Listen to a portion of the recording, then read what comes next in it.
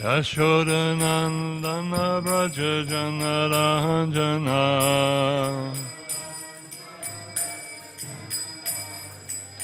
Yashodanandana Braja Janaranjana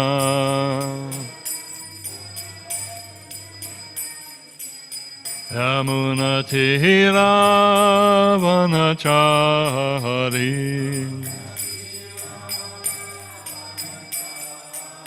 Yamunatira Vanachari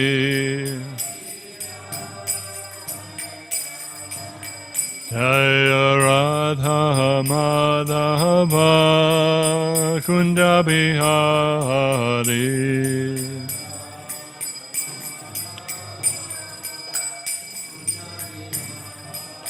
Jaya Radha Madhava Kunja Bihari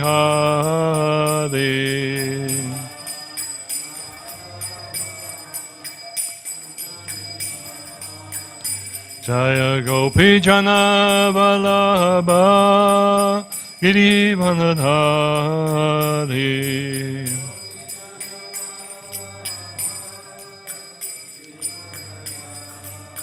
Jaya Gopi Jana Vallabha Girivanadhari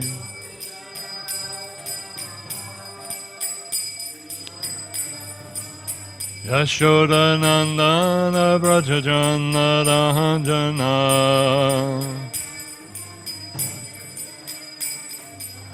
Yashodanandana Braja Janaranjana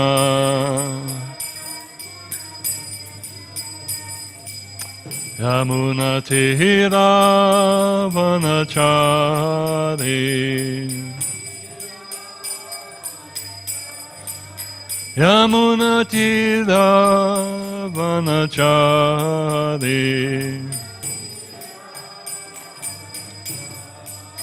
Jaya Radha Madhava Kunja Bihari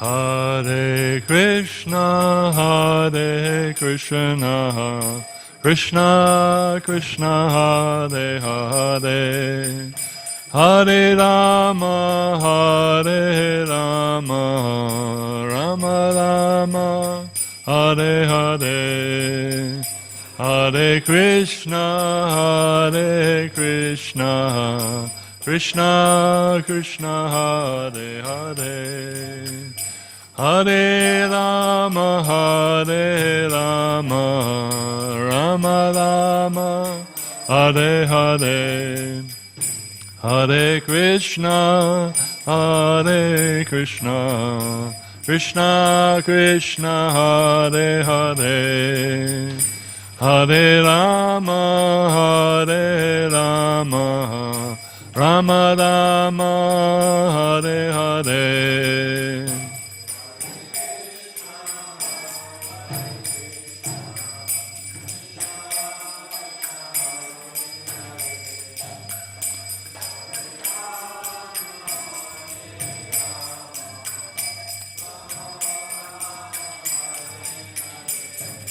Hare Krishna, Hare Krishna, Krishna Krishna, Hare Hare, Hare Rama, Hare Rama, Rama Rama, Hare Hare, Hare Krishna, Hare Krishna, Krishna Krishna, Hare Hare, Hare Rama, Hare Rama, Rama. Jaya Prabhupada, Jaya Prabhupada, Jaya Prabhupada, Jaya Prabhupada.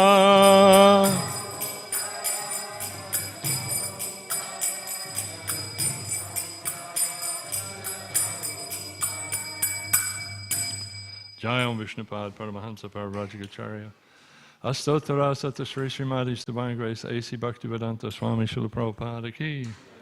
Nantagoti Vaishnava Vrinda ki. Namacharya Srila Haridas Thakur ki.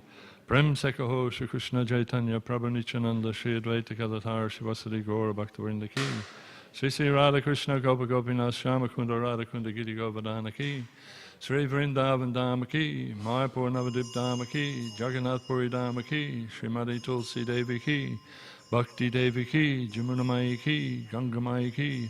Harinama Sankirtana ki. Sri Sri Gaurnitai ki. Sri Sri Jagannath Ji Baladev Subhadra ki. Sri Sri Radha Vallabha Bhagavana ki. Nitai Gaur Premanandi.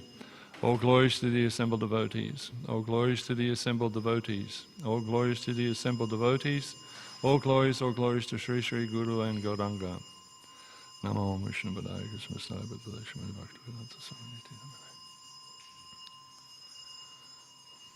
Hare Krishna Prabhus. So as I mentioned just during Guru Puja, before I start class today, I just want to read out a special request, a special prayer request from the international communications team who had meetings last night with the devotees in Bangladesh, and this is a message that's going to be sent out all over ISKCON world, and we're hoping to have a Sunday vigil to pray for the devotees that are in Bangladesh. Now, unlike, I remember a couple of years ago we had protests. Unlike those protests that were aimed at all Hindu communities, what's happening in Bangladesh at the moment is that the devotees, ISKCON devotees, are specifically being targeted. And there are threats being made which are quite catastrophic, quite horrible, to devotees, their lives, their houses, the temples, the deities, all over Bangladesh. So I personally, in 46 years of devotional service, I've never seen such a more tragic situation that could eventuate.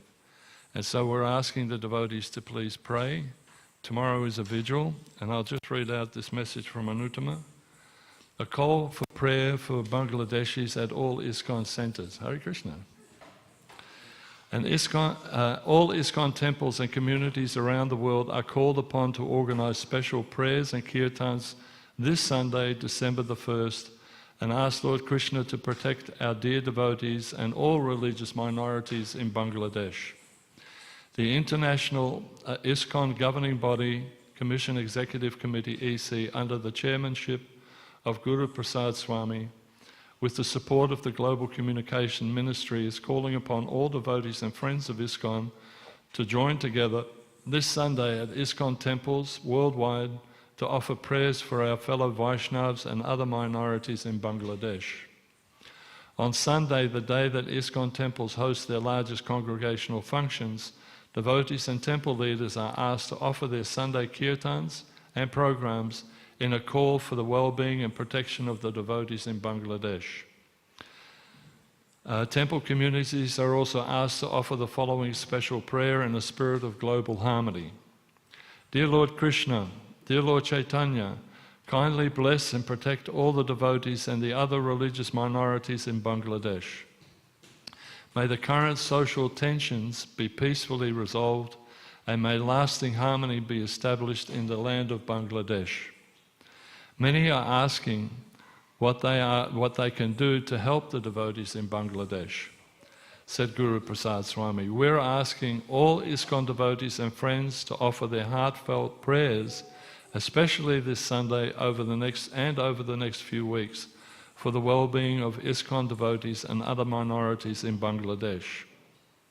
That's the best thing that we can still do, because we're theists. We know that Krishna, the Supreme Lord, is listening to us. And Prabhupada also set this example that we pray to Lord Nrsimhadev, pray to Lord Chaitanya, pray to Krishna when in times of need like this. So ISKCON is a peaceful organization, and the devotees in Bangladesh contribute in many ways in their country, said Anuttama Das, ISKCON's Minister for Communication. Unfortunately, some who don't know ISKCON well are misrepresenting us and our peaceful intentions. In Bangladesh, actually, the propaganda that's going out is that ISKCON is a terrorist organization linked with the Modi government, and that we are spies and we are terrorists within Bangladesh. So early this week, the Bangladesh High Court rejected a plea to ban ISKCON. So there was an actual plea by the community to ban ISKCON, to remove it from Bangladesh. That was rejected. We are most grateful to the High Court for its decision in support of ISKCON, said Anuttama. If ISKCON members would like to express their concerns or suggestions how to help the devotees in Bangladesh, they should contact the GBC committee or ISKCON Communications or their local ISKCON regional body. Please avoid making any forwarding, any posts or any comments that may increase the tension. So the devotees are asking specifically, the devotees in Bangladesh, the leaders in Bangladesh, please don't do anything online, don't stir anything up, because it'll only make the situation worse. They're also saying, please don't go and protest. There are protests being organised around Australia tomorrow. They're asking for devotees not to go because it increases the tension. And I know there is a little bit of concern within the Hindu community asking, why isn't ISKCON also being part of this protest? But because it's the ISKCON devotees that are actually being targeted in Bangladesh, to actually go out there with our banners, with our kirtan and dressed as devotees, it may really send the wrong message to these radical Muslim extremists that see they're actually against us. So we ask, if you really feel strongly that you have to go to a protest, then please don't go as a devotee. Please don't go with tilak or devotional clothes. Just go in normal clothes. Don't carry any banners. If any banner that you carry, just say, we want peace for Bangladesh. Simple. We want peace for all the minorities. We want peace for Bangladesh. So Prabhus, please keep this in mind. Keep the devotees in Bangladesh in your prayers, in your japa for the next few weeks. In particular on Sunday, when we have the prayer for peace. I'll put this up on the website today and also on the notice board here. Pray for peace this Sunday, and I'll find out who's giving the Sunday feast talk and coordinating the Sunday feast so that we can have this prayer vigil. Okay, thank you very much, Prabhu. If anybody has any questions about the situation, they can contact me later. Call me anytime today. I'm open to any discussion or answer any questions that people may have. It is a tragic situation. So, okay, thank you very much. Om Namo Bhagavate Vasudevaya. Om Namo Bhagavate Vasudevaya. Om Namo Bhagavate Vasudevaya. So we're reading from the Śrīmad Bhāgavatam, 8th Canto, Chapter 16, Text 25. Falgunasya malapakshe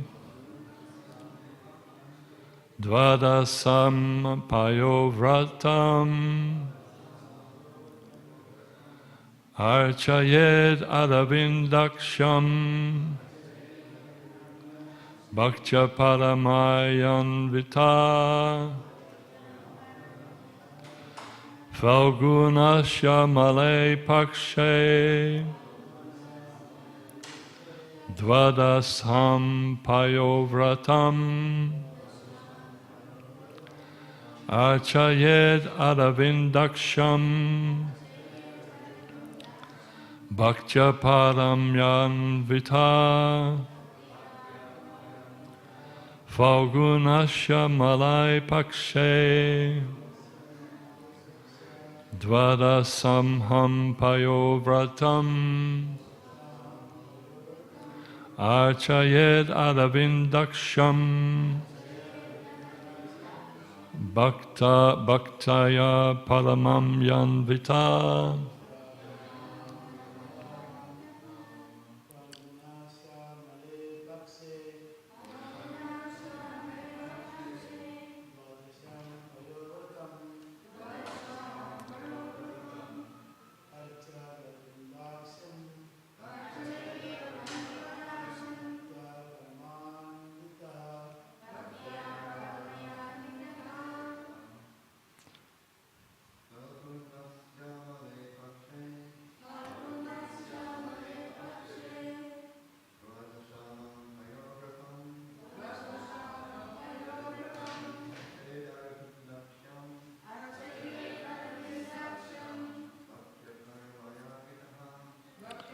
Parachavevitam.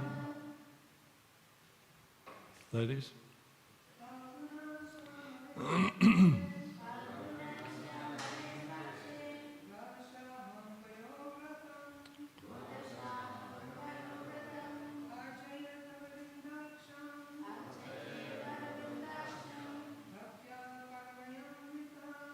Bhakta Paramayan Vita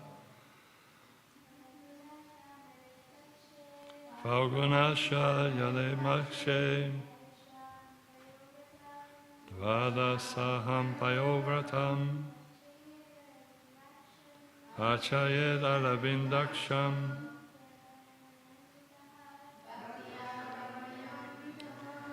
Falgunasha of the month of Falgun, February and March. Amale, during the bright Pakshe fortnight. Dvadasha Aham, for 12 days, ending with Dwadasi, the day after Ekadasi. Payak Vratram, accepting the vow of taking only milk. Archayet, one should worship. Aravindam Aksham, the lotus-eyed Supreme Personality of Godhead. Bhaktya, with devotion. Paramaya, unalloyed. Anavita, surcharged. Translation and purport by His Divine Grace Srila Prabhupada. In the bright fortnight of the month of Falgun, February and March, for 12 days ending with Dwadasi, one should observe the vow of subsisting only on milk and should worship the lotus-eyed Supreme Personality of Godhead with all devotion. Purport.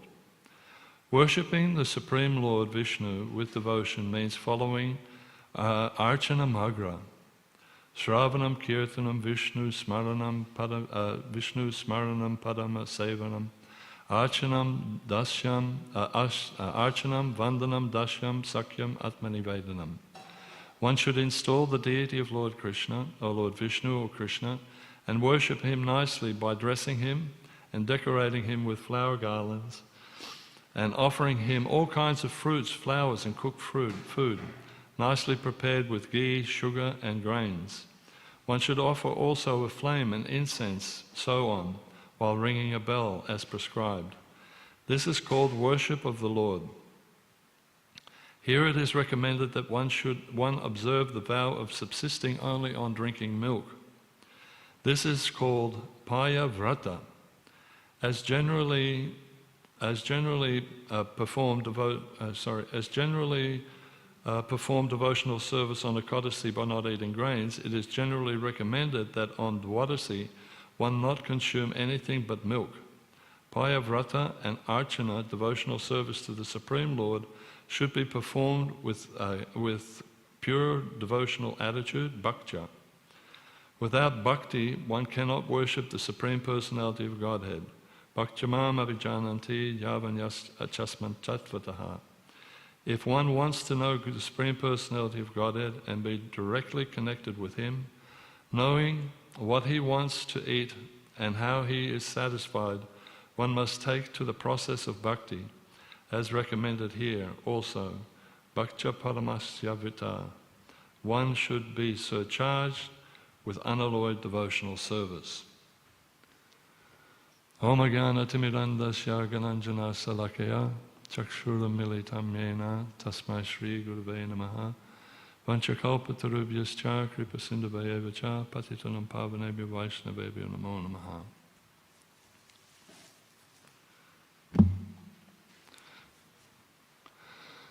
So again, in the bright fortnight month of Falgun, February and March, for the 12 days ending in Dwadasi, one should observe the vow of subsisting only on milk and should worship the lotus-eyed Supreme Personality of Godhead with all devotion.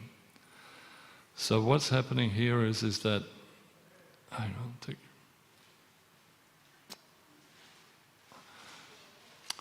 Aditi is asking her husband, Kashyapa Muni, for protection. And Prabhupada in the purport is making it quite clear. The last sentence in this purport that Prabhupada makes is that one should be surcharged with unalloyed devotional service. Surcharged with unalloyed devotional service. So I thought this is an interesting statement, and so I looked up what the word actually surcharged means in the Oxford Dictionary. So you know when there is like a surcharge, there is like an extra payment. So actually the word surcharged means an excessive load or burden or extra charge. So it's like something more than what you usually do. Yeah, there used to be, I don't know it's being used that often anymore, but there used to be a saying in ISKCON, a devotee has to be fired up. I don't think they use that terminology that much anymore. So we are wanting to be fired up, surcharged, and enlivened to do unalloyed devotional service. And now there's the word unalloyed. We hear this a lot in Krishna consciousness. What does the word actually unalloyed mean?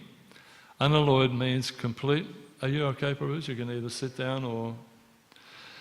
Unalloyed means to complete or unreserved. Surrender everything. Unalloyed, giving everything up. So surcharged. There's something wrong with my computer here at the moment, but anyway. Excuse me.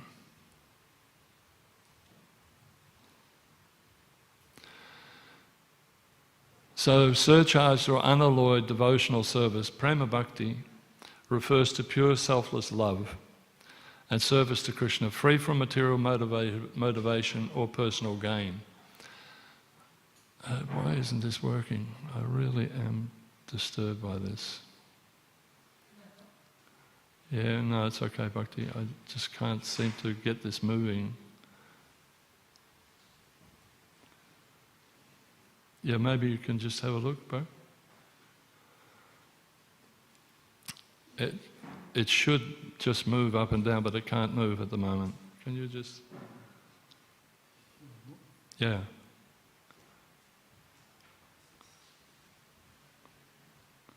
It's just my notes, and I want to see if... Is it a touchscreen? Can you... No, it's not doing anything like that. It's only doing it that way. How about using this? Can I use that? No. Okay. Computers, aren't they wonderful?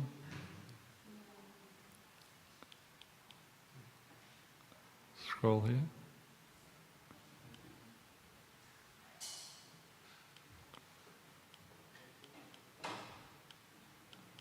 Is that okay? Thank you. So you just press here? Yep, all right. But I kept, if you move, then it will go there. Okay, thank you, Prabhu. Much appreciated. So, no, it's not doing it, Prabhu. It's not doing it. It's still not doing it.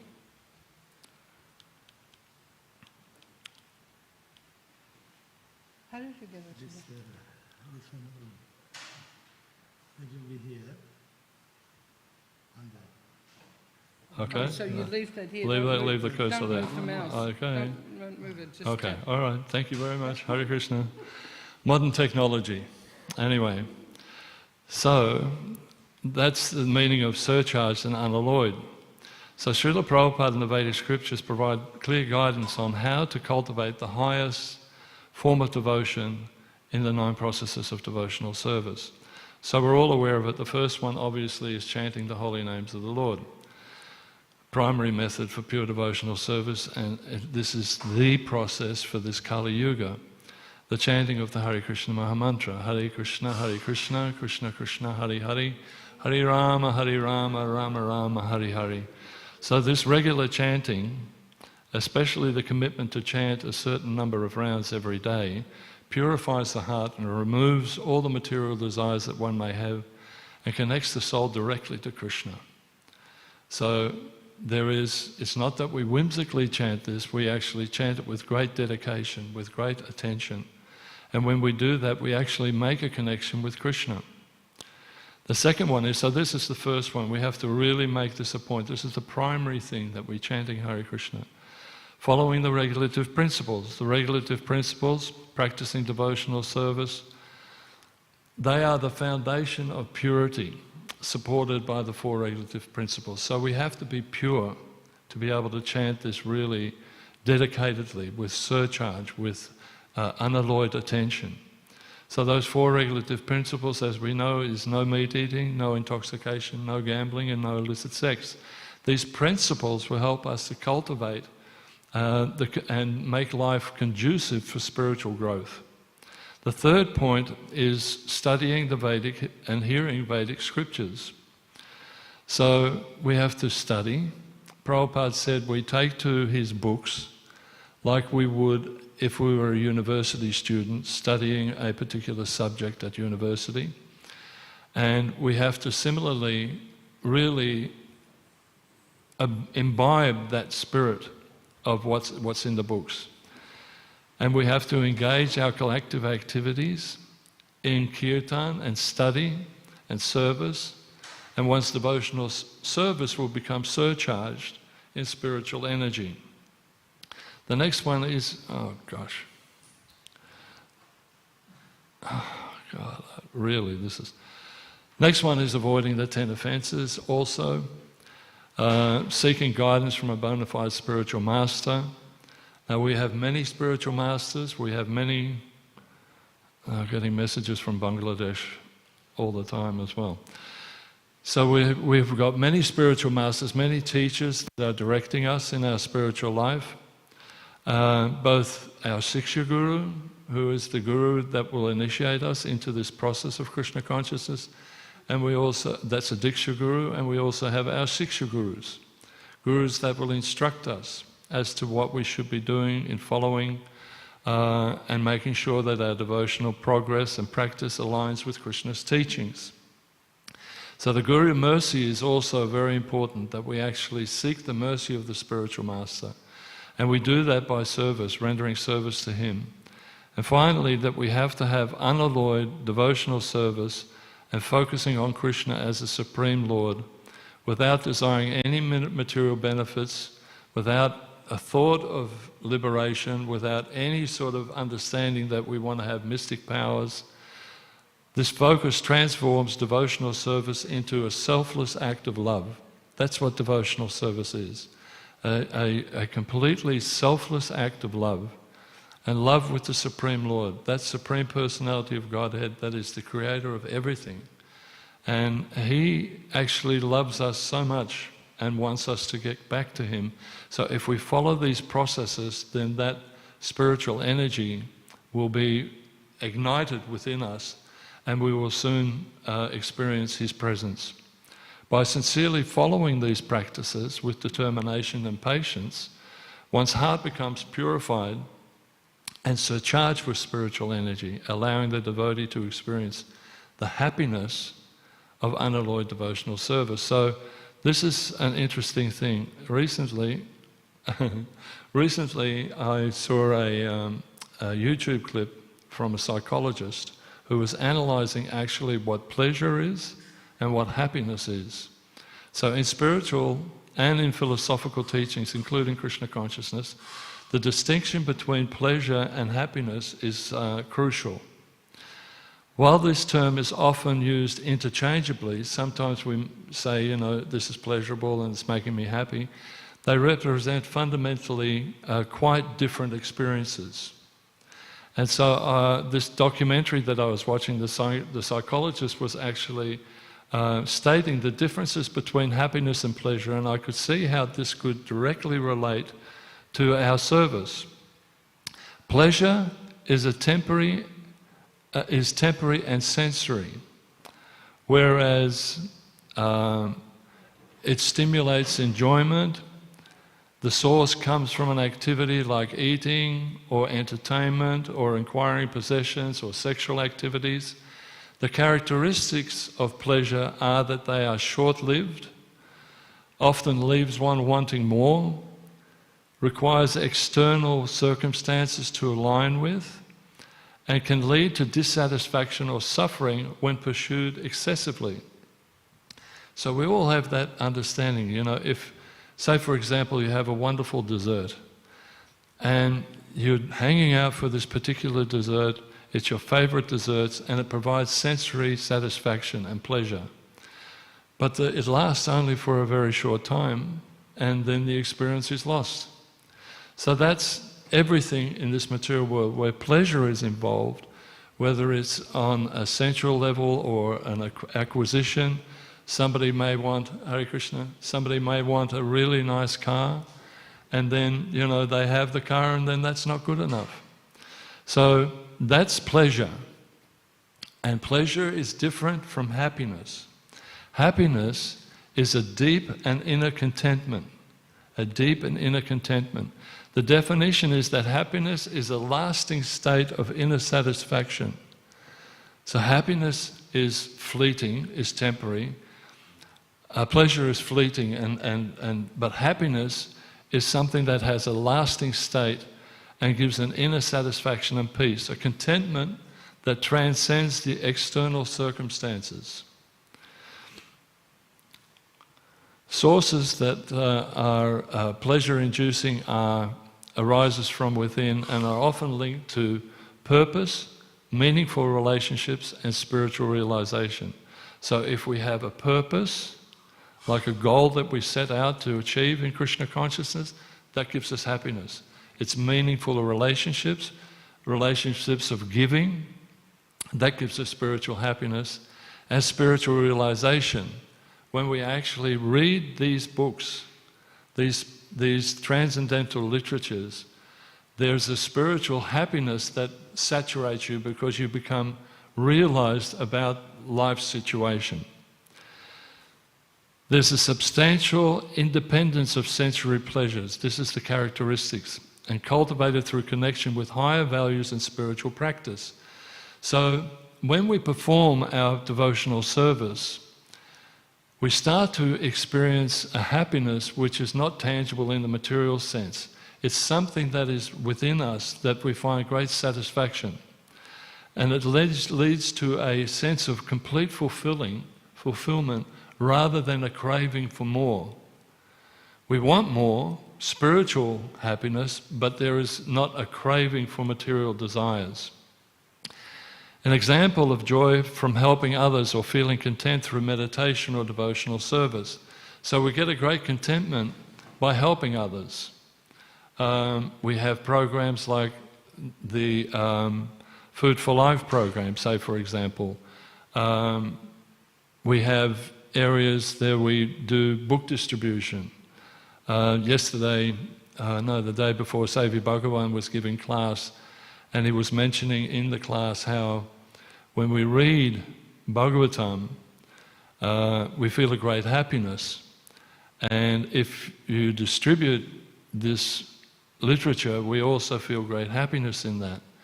Even when we read Śrīmad Bhāgavatam, there is a great pleasure in finding out more and more intricate details about the pastimes of the Lord. And no matter how many times you read Śrīmad Bhāgavatam or the Bhagavad Gita, there is always some new nuance about the teachings that are being espoused, and it becomes really uplifting and ever fresh. Similarly, he made a point about when we do a Bhagavatam class, no, that was Manamohan, but basically being able to distribute Srila Prabhupada's books is such a surcharging experience. I remember back in the early years of Krishna consciousness when we were distributing books, one of the things that we used to do was distribute door to door. One experience I had was we were distributing books and we'd go up to everybody's house on a Sunday morning and knock on the door and say, "Hi, I'm your local Hare Krishna. We're here presenting Srila Prabhupada these books on spirituality." It was pretty confronting, but in the same token it was ecstatic. When we apply ourselves to this process, I mean, it's a little daunting in the beginning to actually do book distribution. If you're not used to it, of presenting something to someone, it can be quite a little bit frightening.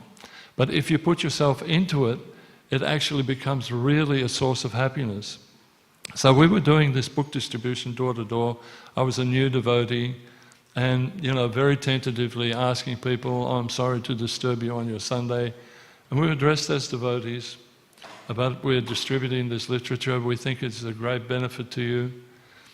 And it was rejection after rejection after rejection. "No, thank you, not interested. No, go away, you're a Hare Krishna, go away." But then, all of a sudden, this little girl came running up from the street, from houses that I'd just been to, and she said, "My grandpa wants you to come back because he's really interested in what you were saying." And I went back and I sold him a complete set of Śrīmad Bhāgavatams. And he was just in complete, I was in ecstasy and he was in complete ecstasy. So this happiness was just infectious. And so that gave you a greater spur on. And from that day on, the fear of making that contact with a person about book distribution was gone. Because you knew Krishna was behind everything and that he would surcharge you in this endeavor. So this was one area. So Savior Bhagavan was reiterating how important it is, this book distribution, this knowledge, passing on this knowledge to other people. It's interesting that we were talking about Bangladesh when I was having the meetings last night with the devotees from Bangladesh. I was asking, why is it that the extremists, these Muslim extremists, are picking on the Hare Krishna movement specifically this time? And I couldn't understand it, why? What have we done? We're peace-loving people, we follow the regulative principles, we're chanting Hare Krishna, we do prasadam distribution, we help people in their lives to live peaceful lives. Why are they picking on us? What it is, actually, he said we are too famous. What's happened in Bangladesh is that, and this is between us, what's happening in Bangladesh is that ISKCON is becoming very prominent. And they can see that ISKCON devotees are very dedicated. They are surcharged. And they get their happiness, another email from Bangladesh, and they get their happiness from preaching Krishna consciousness. So in a very regulated and bona fide way. And so the devotees are increasing. What used to happen before Krishna consciousness was so prominent in Bangladesh was that lots of Hindus were being converted to Islamic faith. And so the extremists were quite happy about that. But that has now sort of stopped. And the devotees are actually concerned about this happening like that. The extremists are concerned that this is happening. So they're targeting ISKCON because the book distribution is going out. There are many, many devotees in Bangladesh. There is approximately 200 temples, I think, something like that. There's 50,000 initiated devotees and around about 250,000 congregational members in Bangladesh. So it's an amazing, powerful thing. So this is because of Prabhupada's preaching, and distribution of books by the devotees. So the other thing is that gives us great happiness. And as it's said, that happiness is derived from helping people, devotional happiness is derived from helping people, is prasadam distribution, our secret weapon. Prabhupada used to call prasadam distribution our secret weapon. And at Gopal's, again, when I was just a young devotee, we set up Gopal's for the first time, and I was working with Kurma, and Gopal's was incredibly popular at that stage. It still is. But at that stage, we were new on the block, and it was a fresh restaurant, and we had hundreds and hundreds of people coming to take part in prasadam. And Korma and I would be serving, he would be up one end and I would be up the other end, and we'd look at each other, and we could feel the ecstasy between us, because people were just so happy to have prasadam, and they loved it. They would come back for seconds and say, "Oh, give me some more of that halva, this is so delicious." So this is something that it gives you strength and it surcharges you. Is, you know, like a battery? That battery needs to be charged.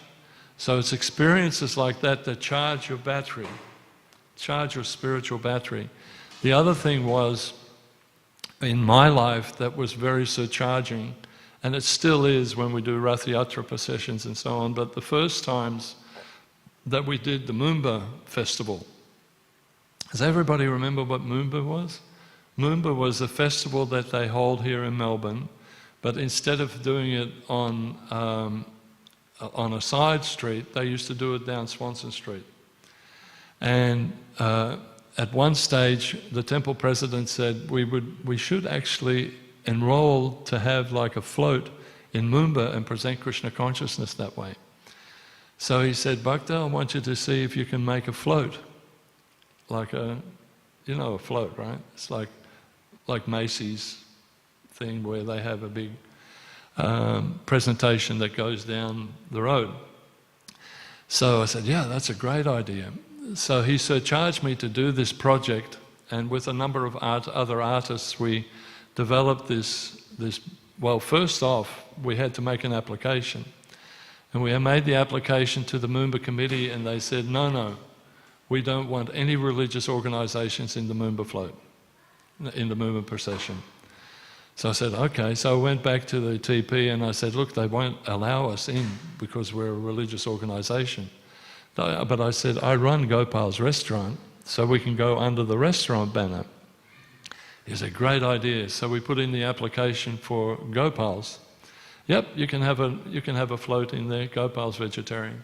So we built this float, so esoteric, so incredibly transcendental. It was a beautiful float with an antasesh. Can you imagine this? It was huge. This huge float with this beautiful anantasesh with multi-head snakes, and Lord Vishnu resting on anantasesh in the causal ocean. And then in front of that was pulling the float, was a kirtan band singing Hare Krishna. And this was the Gopal's float. So nobody knew that there would be a religious entry into the Moomba procession.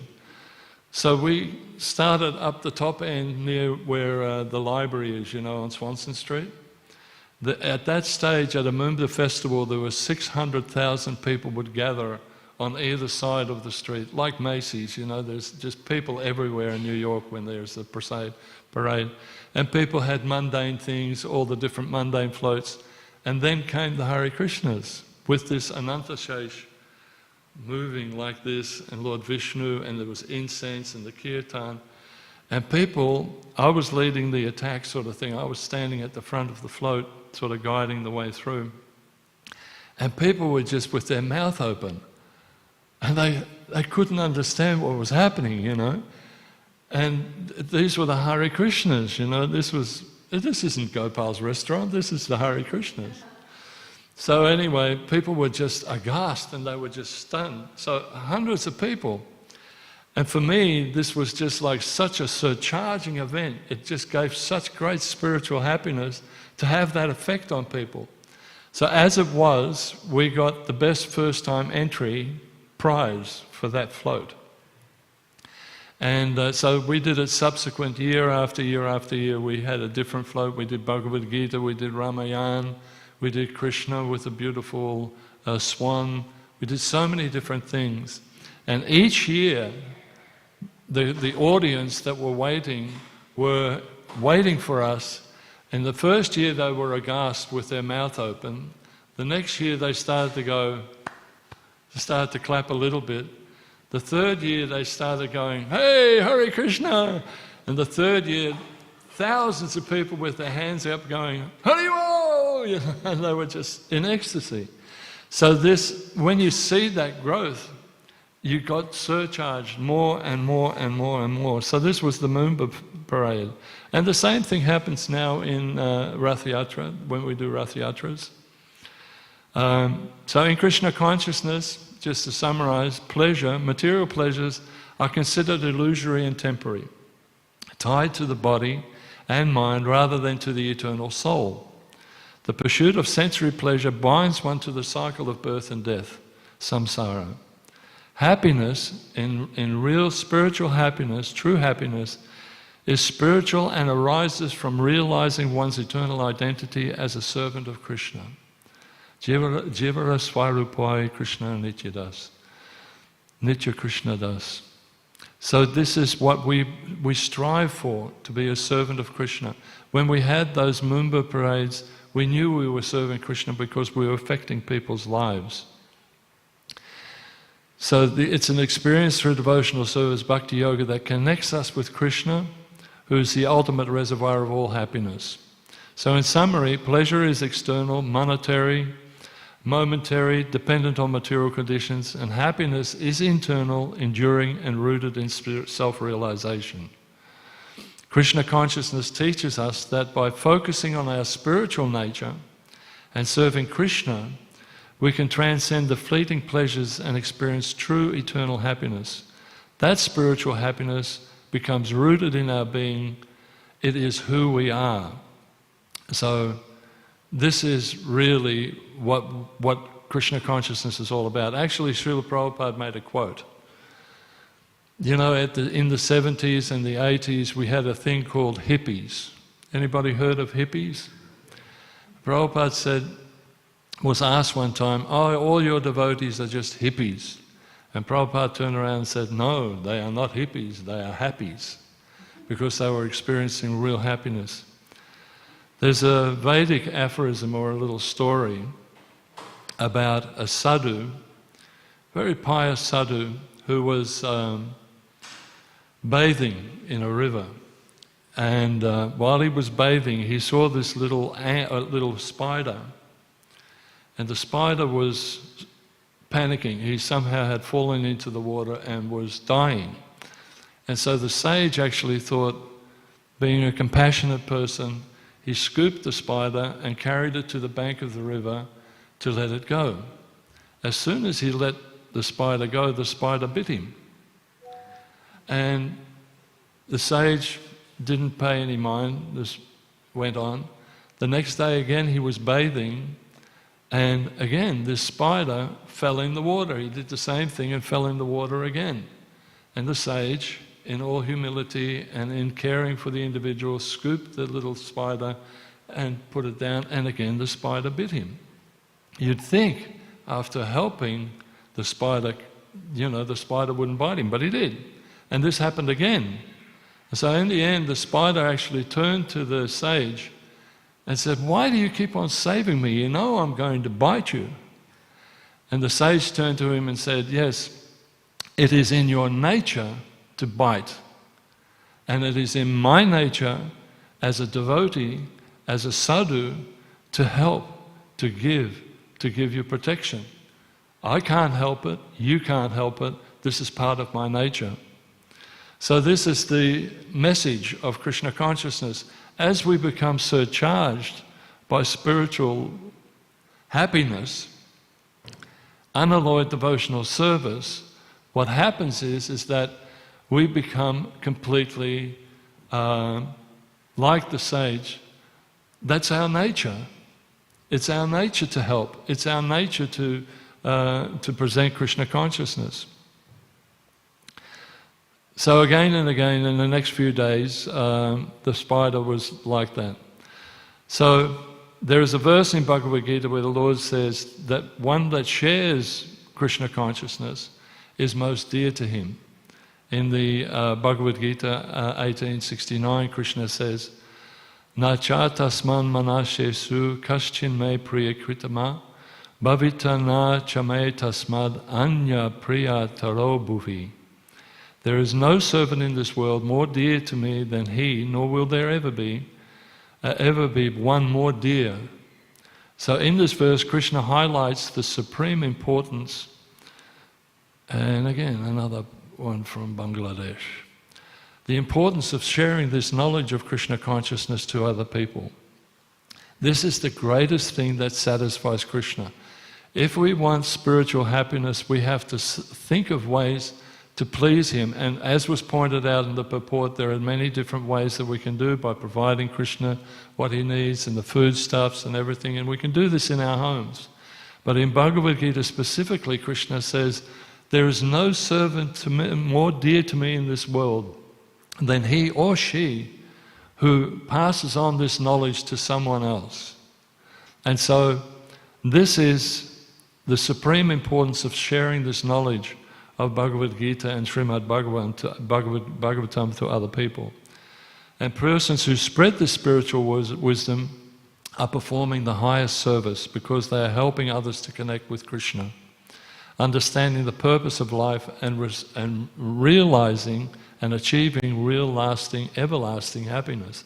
Because this happiness doesn't end. It continues on and on and on. And Krishna declares that such a person is most beloved and they are selflessly dedicating themselves in devotional service to me and enlightening humanity. This verse inspires devotees to take up devotional service of teaching and spreading Krishna's mission and message. So, in the Bhagavad Gita, we actually see, if you read the last chapter of Bhagavad Gita, you see Sanjaya, who has been relating this epic.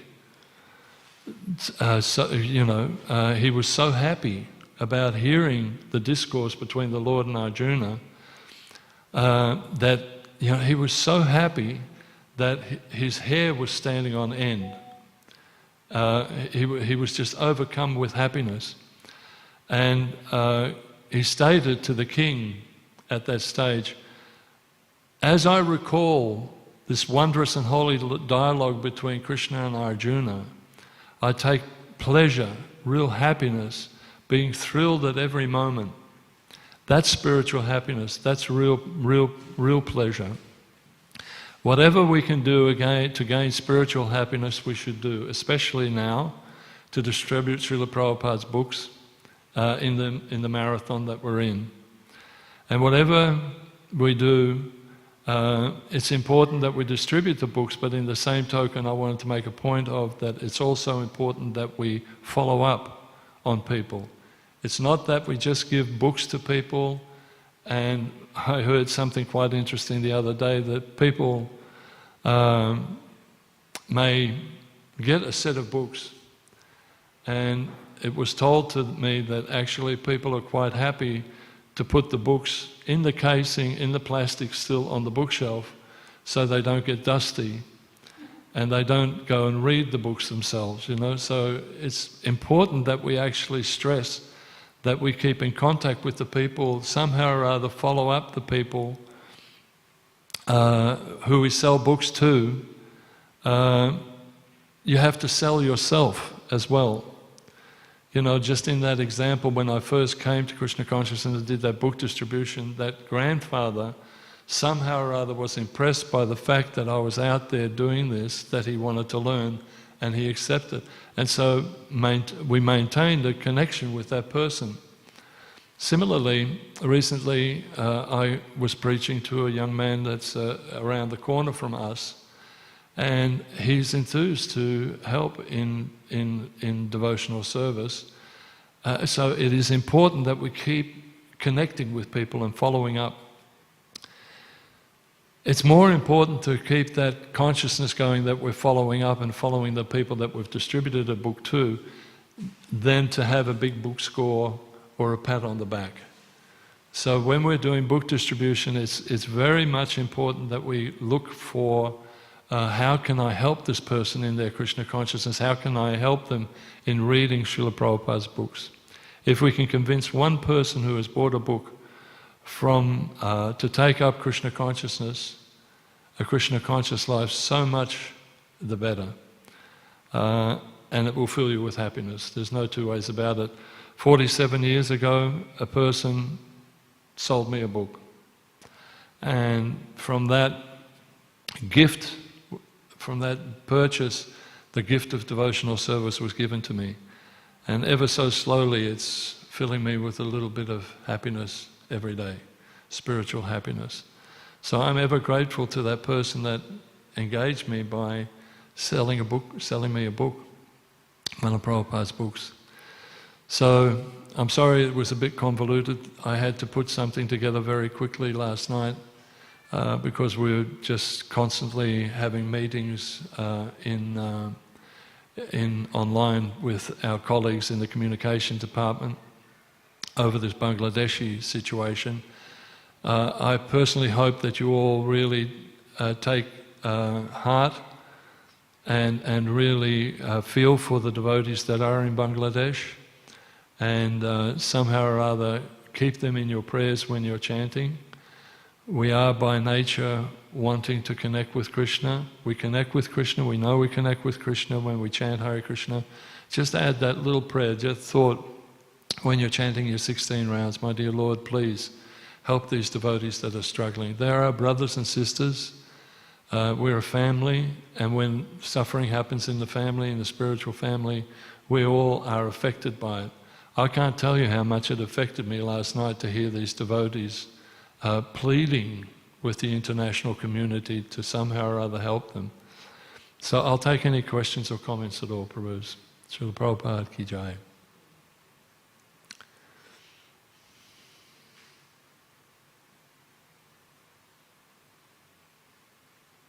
I'm waiting. Any questions? Yes, Prabhu. Just about the verse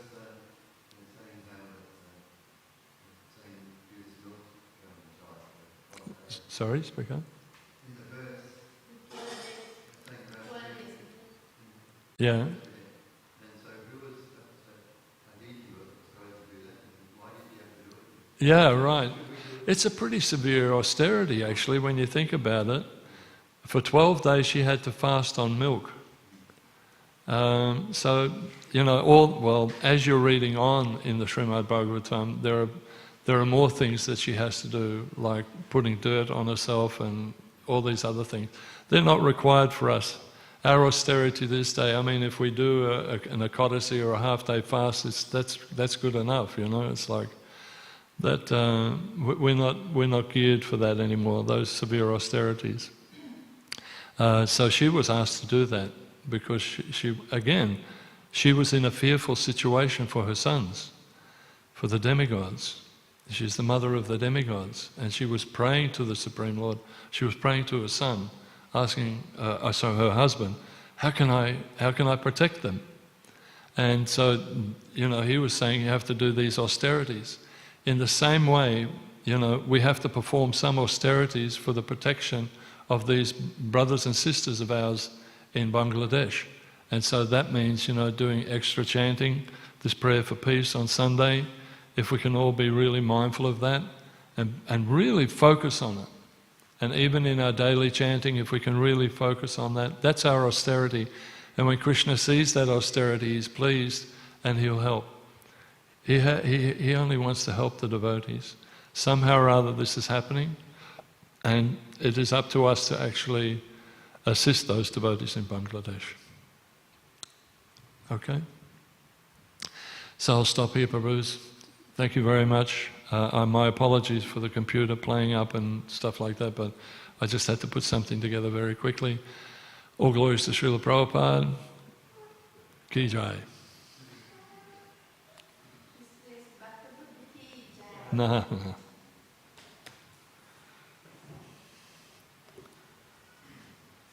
Hare Krishna.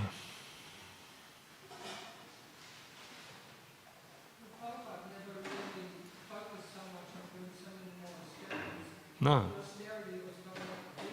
Yeah, book distribution, yeah.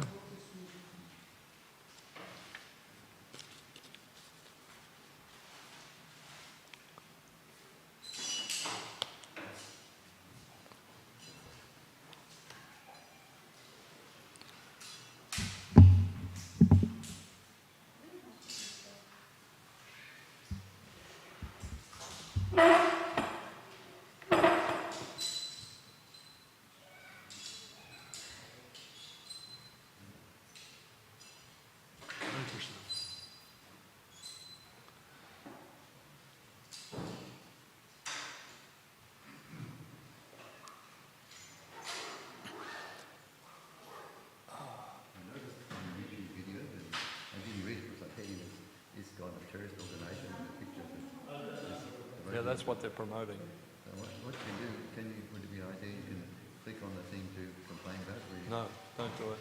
It promotes terrorism, Yeah, and then they'll remove it if they don't like it. They don't want us to do it at all. They don't want us to comment, they don't want us wants to say anything, just let it be. If it's something promoting church, I will, Google will remove it. Yeah, Video. yeah, that's their specific request. Please don't do anything. Let's see how we go. I mean, Muslims just trying to start a war, isn't it, like they always do? Well, they're aligned.